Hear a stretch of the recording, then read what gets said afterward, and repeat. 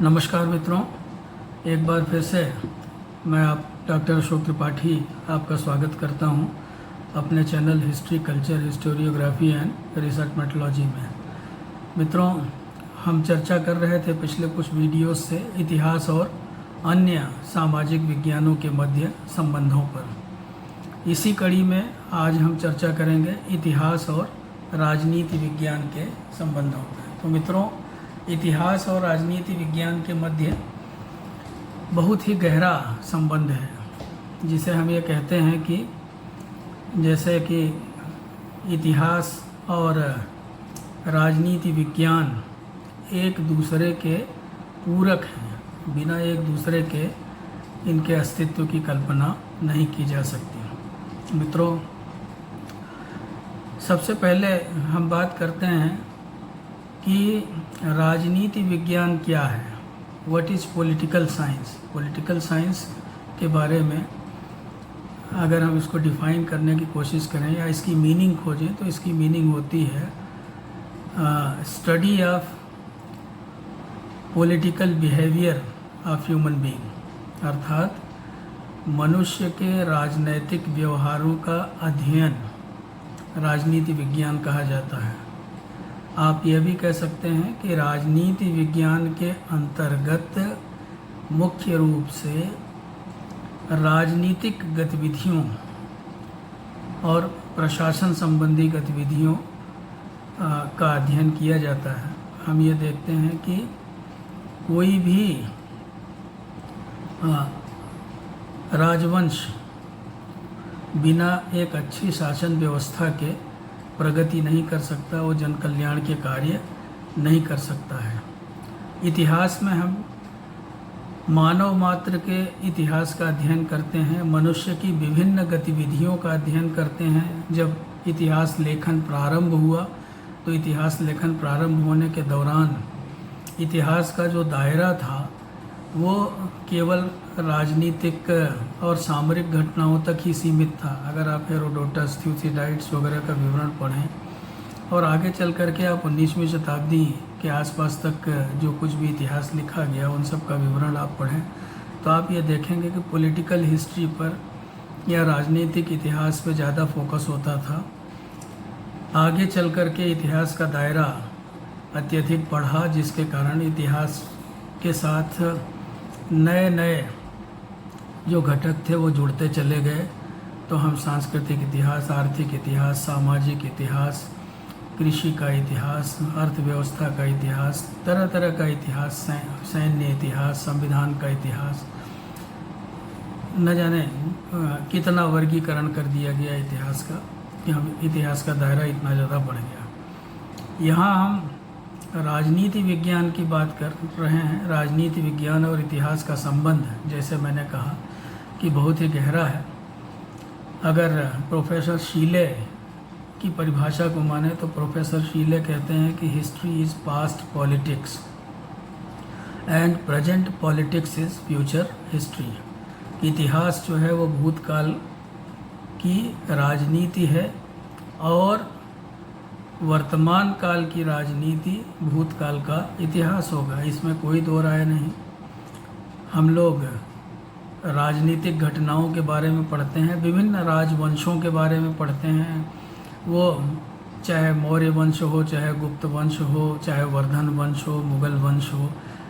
इसी तरह से हम यूरोप के इतिहास में और दुनिया के इतिहास में भी विभिन्न राजवंशों के बारे में पढ़ते हैं, उनकी जानकारियाँ प्राप्त करते हैं। और साथ ही साथ विभिन्न राजवंशों ने किस तरह के पॉलिटिकल सिस्टम को अपनाया था, किस तरह के जिसे कहते हैं कि राजनीतिक व्यवस्था का अनुपालन उन्होंने किया था, उसको अपना करके, इसके बारे में हम पढ़ते हैं इतिहास में। हम इतिहास में पढ़ते हैं कि राजतंत्र क्या था, राजतंत्र की उत्पत्ति कैसे हुई, कैसे राजतंत्र जब नहीं था तब हमारा समाज किस तरह का था, लेकिन जब राजतंत्र का उदय हुआ, राजतंत्र का उदय कैसे हुआ, किन कारणों ने राजतंत्र के उदय में सहायता की, इन सब के बारे में हम इतिहास में पढ़ते हैं, जिसे हम कहते हैं राज्य की उत्पत्ति के सिद्धांत। तो तरह तरह के सिद्धांत राज्य की उत्पत्ति के लिए हमें प्राप्त होते हैं।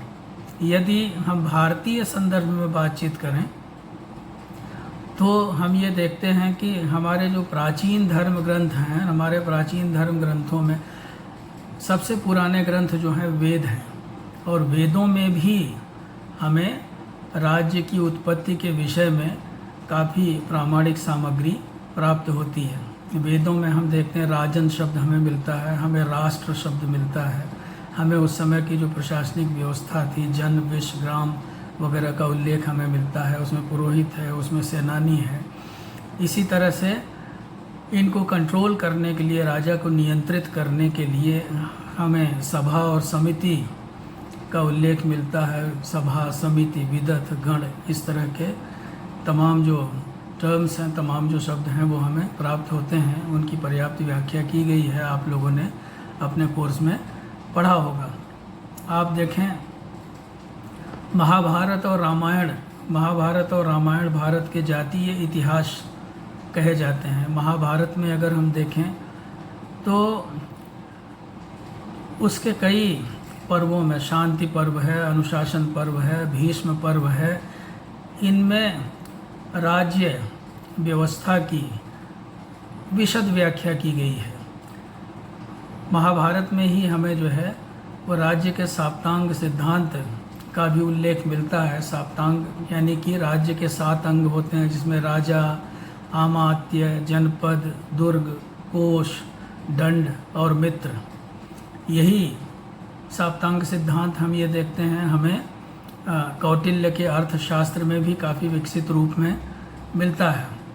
शांति पर्व में, अनुशासन पर्व में, भीष्म पर्व में हम ये देखते हैं कि राजनीति विज्ञान का काफ़ी, मतलब राजनीति के, आप कह सकते हैं कि राजनीति के दर्शन का काफ़ी उल्लेख हुआ है कि राजा के कर्तव्य क्या होने चाहिए, उसके अधिकार क्या होने चाहिए, कैसे उसको शासन करना चाहिए, किस तरह की शासन व्यवस्था होनी चाहिए, न्याय की कैसी व्यवस्था होनी चाहिए, और जन कल्याण के लिए राजा को क्या क्या कार्य करने चाहिए, प्रजा का क्या धर्म है, प्रजा को किस तरह से अपने राजा का सम्मान करना चाहिए, तो इस तरह की सेना का संगठन कैसे करना चाहिए, सेना के क्या कर्तव्य होने चाहिए। तो इस तरह की तमाम बातों का उल्लेख जो है, जैसे साप्तांग सिद्धांत में राजा है, आमात्य है, मंत्रियों में क्या गुण होने चाहिए, आमात्य में क्या गुण होने चाहिए, जनपद है, दुर्ग है, इसी तरह से कोश है जो अर्थव्यवस्था से संबंधित है, दंड है जो न्याय व्यवस्था से संबंधित है, मित्र, राजनीति में मित्रों का बड़ा महत्व होता है। अगर हम मित्र नहीं बनाएंगे, दूसरे देशों के साथ मित्रता नहीं करेंगे, तो निश्चित रूप से उन राज्यों के साथ तनाव बढ़ेगा। तो इसलिए मित्र का भी बड़ा महत्व है।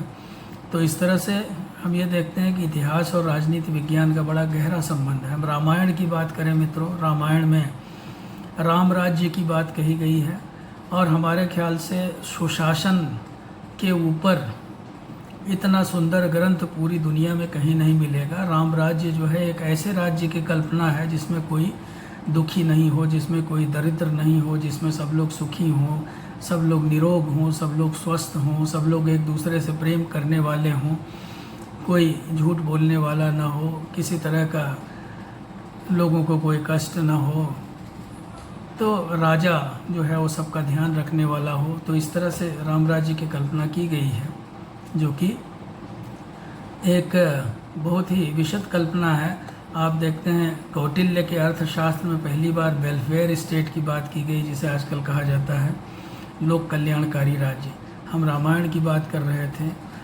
आप तुलसीदास जी की रामचरितमानस पढ़िए, देखिए उसमें भी जब राम वन में जाने लगते हैं और जब वापस लौटने लगते हैं, सुमंत उनको वहाँ से पहुँचा करके, वन में पहुँचा करके, तो सुमंत से वो कहते हैं कि भरत को मेरा एक संदेश कह देना, कहब संदेश भरत के आए, नीति न तजहि राजपद पाए। कि भरत के आने के बाद मेरा संदेश कहना कि राजपद पाने के बाद नीति का त्याग नहीं करेंगे। इसी तरह से वो ये कहते हैं कि पालेहु प्रजहु करम मन बानी, सेयहु सकल मातु समझानी।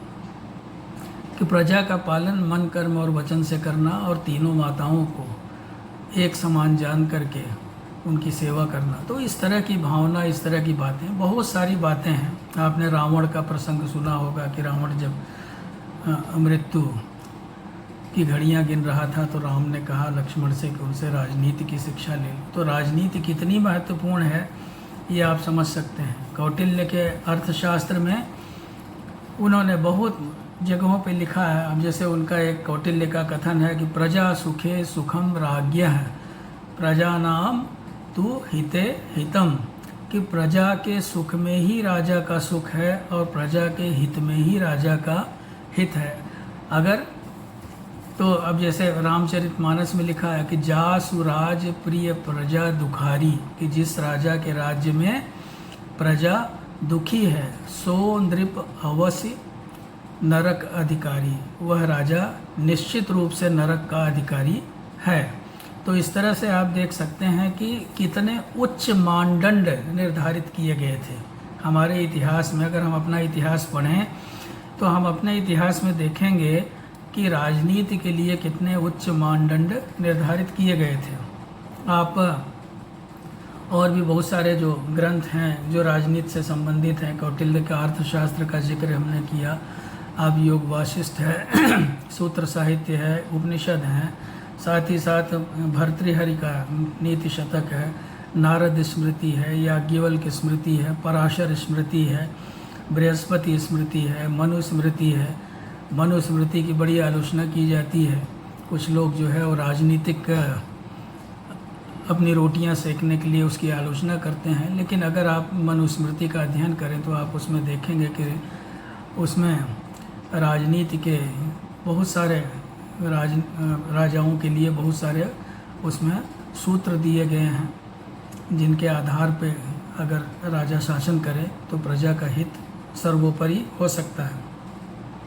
आज क्या आप देखिए मित्रों, हम लोग जो है पॉलिटिकल साइंस और हिस्ट्री के संबंधों की बात कर रहे हैं। क्या पॉलिटिकल साइंस और हिस्ट्री, अगर आप कौटिल्य की बात न करें, आप अरस्तु की बात न करें, आप भर्तृहरि की बात न करें, आप मैकियावेली की प्रिंस की बात न करें, आप रूसो के सोशल कॉन्ट्रैक्ट की बात न करें, आप जो है वॉल्टेयर और मॉन्टेस्क्यू की बात न करें, अगर उनके ग्रंथों को आप न पढ़ें, तो क्या राजनीति विज्ञान का हमें सम्यक ज्ञान हो सकता है? और क्या हम अपने इतिहास की सही जानकारी ले सकते हैं? हम देखते हैं कि इतिहास में हम विभिन्न राजवंशों के बारे में पढ़ते हैं, किस प्रकार की उनकी शासन व्यवस्था थी, हम उसके बारे में पढ़ते हैं, कौन कौन सी नीतियाँ उन्होंने अपनाई थी प्रजा के कल्याण के लिए, हम उसके बारे में इतिहास में पढ़ते हैं। किन किन राज्यों के साथ किस तरह के डिप्लोमेटिक रिलेशंस थे, कूटनीतिक संबंध किस तरह के थे, और साथ ही साथ दुनिया में बहुत सारी घटनाएं होती हैं, बहुत सारी। अब जैसे विश्व युद्ध है, प्रथम विश्व युद्ध क्यों हुआ, द्वितीय विश्व युद्ध क्यों हुआ, जब हम इनके राजनीतिक कारणों की खोज करेंगे तो बहुत सारी बातें हमारे सामने आएंगी। हम ये देखते हैं कई बार कोई व्यक्ति वो इतिहास को बहुत ज़्यादा प्रभावित करता है। ऐसे बहुत सारे राजनीतिक चरित्र हुए हैं, पॉलिटिकल कैरेक्टर्स हुए हैं जिन्होंने इतिहास को बहुत ज़्यादा प्रभावित किया है। अब जैसे यूरोपियन हिस्ट्री में आप ले लीजिए,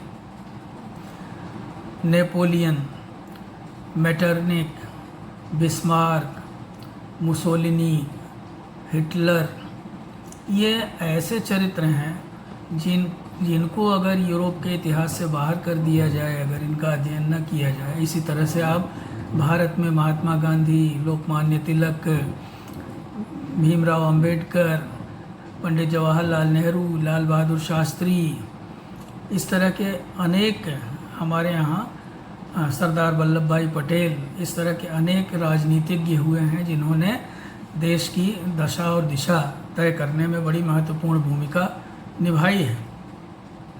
इसीलिए शायद कार्लाइल ने कहा था कि history is the biography of great man, कि इतिहास जो है वो महान व्यक्तियों की आत्मकथा है, महान व्यक्ति की कहानी है इतिहास। तो मित्रों, बहुत सारी बातें हैं जो कि इतिहास और पॉलिटिकल साइंस को एक दूसरे से बड़े गहराई से जोड़ते हैं। जैसे अगर आप देखिए, हमें नाजीवाद, फासीवाद वो समझना है कि नाजीवाद क्या है, फांसीवाद क्या है। और तो हमें पॉलिटिकल साइंस का सहारा लेना पड़ेगा। बिना पॉलिटिकल साइंस पढ़े, बिना राजनीति विज्ञान पढ़े हम फांसीवाद, नाजीवाद के सैद्धांतिक स्तर को या जो उनका दर्शन है उसको नहीं समझ सकते। और जब तक हम उसके दर्शन को नहीं समझ सकते तब तक हम उस इतिहास को नहीं समझ सकते। तो बहुत सारे कॉन्सेप्ट्स हैं जो हमें पॉलिटिकल साइंस से ही क्लियर होते हैं, जैसे साम्राज्यवाद क्या है, राष्ट्रवाद क्या है, उदारतावाद क्या है, प्रतिक्रियावाद क्या है, मार्क्सवाद क्या है, समाजवाद क्या है। तो इस तरह के न जाने कितने वाद हैं जिनके कॉन्सेप्ट को क्लियर करने के लिए हमें राजनीतिक विचारों का इतिहास पढ़ना पड़ता है, क्योंकि बिना राजनीतिक विचारों का इतिहास पढ़े वो कॉन्सेप्ट्स क्लियर नहीं होंगे। और जब तक हम ये समझेंगे नहीं, हम ये जानेंगे नहीं कि भाई साम्राज्यवाद क्या है, उपनिवेशवाद क्या है, पूंजीवाद क्या है और राष्ट्रवाद क्या है, प्रतिक्रियावाद क्या है, उग्र राष्ट्रवाद क्या है, उदारतावाद क्या है, तो इस तरह के सैन्यवाद क्या है, सैनिकवाद क्या है, संविधानवाद क्या है, इतिहासवाद क्या है, तो व्हाट इज़ पॉजिटिविज़म जिसे कहते हैं। तो इस तरह के बहुत सारे सिद्धांत हैं। उपयोगितावाद क्या है।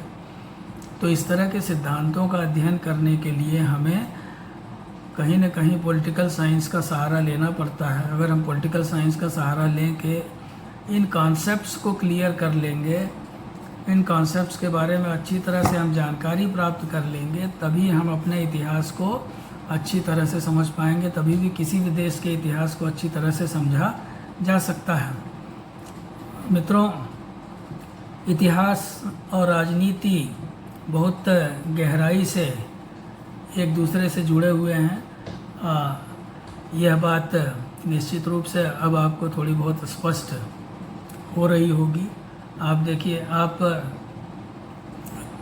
मध्यकाल के बारे में पढ़िए। मध्यकाल में ऐसे बहुत सारे राइटर्स हुए हैं, जैसे अबुल फजल को आप ले लीजिए। अबुल फजल ने अपने अकबरनामा में बहुत अच्छा वर्णन किया हुआ है कि अकबर जो था वो उसका डेली रूटीन क्या था, सुबह से उठ कर के वो किस तरह से काम करता था, पहले किन किन मामलों को निपटाता था, कैसे कैसे काम, जो मैटर्स उसके सामने आते थे राज्यसभा में उनसे कैसे डील करता था, उनको कैसे निपटता था, सवेरे झरोखे में कब बैठता था, वो कब नहाने जाता था, कब खाने जाता था, मतलब पूरा रूटीन बना हुआ। इसी तरह से आप विजयनगर साम्राज्य के बारे में आपको जानना है तो आप उस समय के जो ऐतिहासिक स्रोत हैं उन स्रोतों का आप अध्ययन कीजिए, तो आपको पता चलेगा कि राजा कृष्णदेव राय का जो जीवन था वो कितना नियमबद्ध था, कि जो कि सुबह 4 बजे से शुरू हो जाता था और सुबह 4 बजे से शुरू होने के बाद वो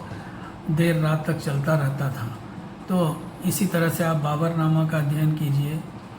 आप आधुनिक युग में आइए, आप आधुनिक युग में तो बहुत सारी सामग्री जो है पॉलिटिकल साइंस से रिलेटेड, पॉलिटिक्स और हिस्ट्री से रिलेटेड हमारे पास आर्काइव्स वगैरह में सुरक्षित है, उनको आप देख सकते हैं। तो इस तरह से हम देखते हैं कि इतिहास और पॉलिटिकल साइंस, इतिहास और राजनीति शास्त्र जो है, इन दोनों में बहुत ही गहरा संबंध है, बहुत ही ये एक दूसरे से अलग नहीं किए जा सकते।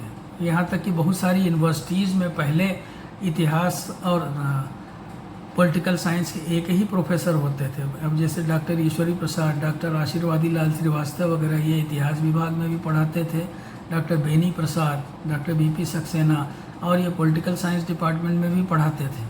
आगे चल कर के धीरे धीरे ये दोनों विभाग अलग अलग हो गए, दोनों डिसिप्लिन अलग अलग हो गई। अब पॉलिटिकल साइंस में भी अब पब्लिक एडमिनिस्ट्रेशन भी उससे अलग हो गया। तो इस तरह से हम ये देखते हैं, आप देखिए पॉलिटिकल साइंस को नागरिक शास्त्र कहा जाता है छोटे लेवल पे। तो नागरिक शास्त्र का मतलब क्या है? नागरिकों का शास्त्र, नागरिकों के बारे में। इतिहास में हम किसके बारे में पढ़ते हैं? नागरिकों के बारे में। तो ये नागरिक जो है वो किस तरह की राजनीतिक व्यवस्था में रहते हैं और कैसे उनका आचरण होता है, उनका पॉलिटिकल बिहेवियर कैसा होता है, ये सब उसमें पढ़ते हैं। तो मित्रों, उम्मीद है कि इतिहास और नागरिक शास्त्र के संबंध आपके समझ में आ गए होंगे। अगर आपके समझ में आ गए हैं तो आप इस पर कमेंट अवश्य कीजिए और साथ ही साथ आप पूरा वीडियो देखिए और मेरे चैनल को सब्सक्राइब कीजिए। नमस्कार, धन्यवाद, शुभ रात्रि।